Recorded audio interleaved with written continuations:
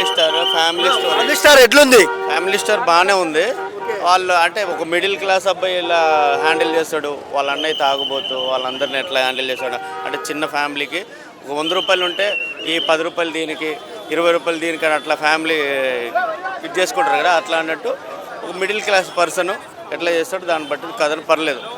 అంటే అదే middle class ఇప్పుడు మామూలు రొటీన్ మనం ఇంట్లో ఎట్లా ఉంటుంది, 100 రూపాయలు తీస్తే 20 రూపాయలు దేనికి ఖర్చు పెడతాం, ఇంకో 30 రూపాయలు దీనికి అట్లా ఆదా చేసుకుంటాం, అట్లా అన్నట్టు ఆ ఫ్యామిలీ రొటీన్.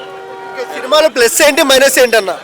ప్లస్ వచ్చి ఫ్యామిలీ స్టోరీ అన్న, మైనస్ అంటే సాంగ్స్ పెద్దగా ఏం లేదు, అట్లా అట్లా నాకు తెలిసి లైగర్ అన్నిటికంటే ఇప్పుడు కొంచెం ఒక స్టెప్ పర్లేదు అన్నట్టు.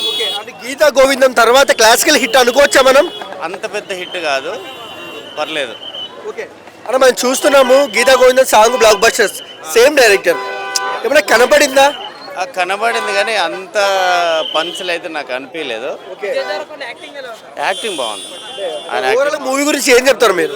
అంటే ఆ మూవీ పరంగా చూసుకుంటే కొంచెం ఆయన 2 ఫ్లాపులు మధ్యలో పడ్డాయి కదా, దాని తర్వాత ఇది ఓకే అన్నట్టు ఉంది సినిమా. ఖుషి కూడా ఫ్లాపే అంటున్నారు మీరు?